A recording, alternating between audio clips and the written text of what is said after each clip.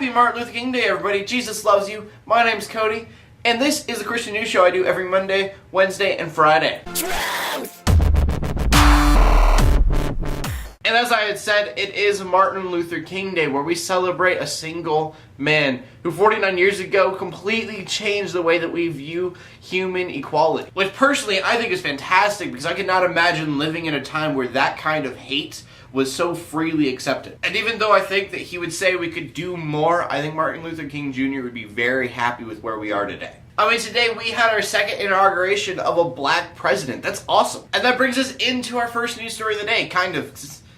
It's not a news story. So the inauguration happened today, but the official one actually happened yesterday on Sunday. Yesterday being more the official one, and then today being the one for show. And what the Christian world is buzzing about right now is that in the personal inauguration, the president said, "So help me God," in his oath. Now that's not really big news, because there's a lot of presidents who have done that, but it is not a mandatory thing for the presidents to do. And I guess people were just really curious about it because at the DNC, they didn't mention God in their platform. Also, if you watch the inaugural speech today, he talked about God multiple times. And so it always bugs me when people are like, oh, he's not a Christian, because he obviously is a Christian. I mean, it's an idea in the Christian world that you pray for your authority, and if it is not against God, then you submit to that authority. And that is Romans 13:1, but it seems like there are a lot of Christians who have forgotten about it. And then also, in news that doesn't matter whatsoever, we can talk about Florida and the atheists there who are giving away atheist literature. That was way too many of these.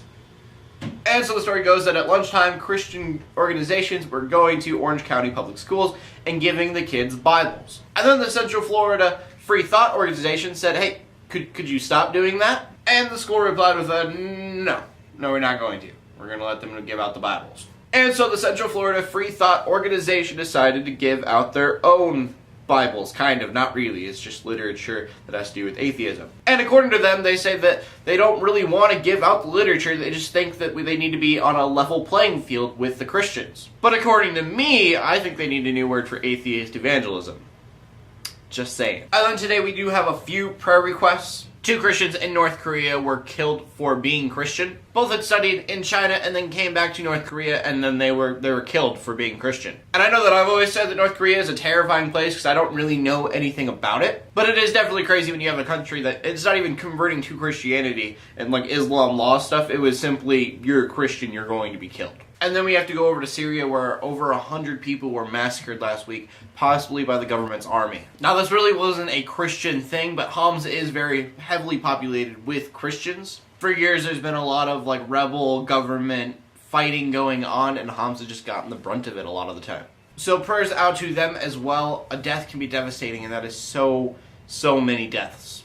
And so that I don't leave you with total devastation, because that would be terrible of me, we need to talk about the new movie, Ben-Hur, which is a reboot. Now, I need to be honest, I have never read the book or seen the movie. The movie came out in 1959, and the book came out in 1880. But from what I've read, it was a pretty good book. It outsold every book besides the Bible until Gone with the Wind. And all I really know about it is that it's going to be an action movie, and it's going to focus more about Jesus Christ than it did on the older movie. And again, I really don't know what that means, because I haven't seen the older movie, but I'm still excited. As many of you know, I love Christian movies, and now I've got this little card coming in the mail where I can watch an unlimited amount of movies in the movie theater that are like 2D, and you pay a certain price for it a month. It's going to be awesome. So hopefully, just a little plug-in for maybe some future videos, I might be doing movie reviews. So this would probably be in one of those movie reviews if I get the card and I keep it. But anyways, I'm excited. Are you excited? Question of the day.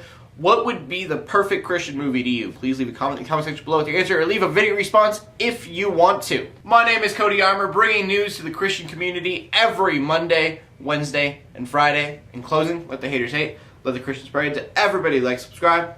I'll see you Wednesday, and God bless.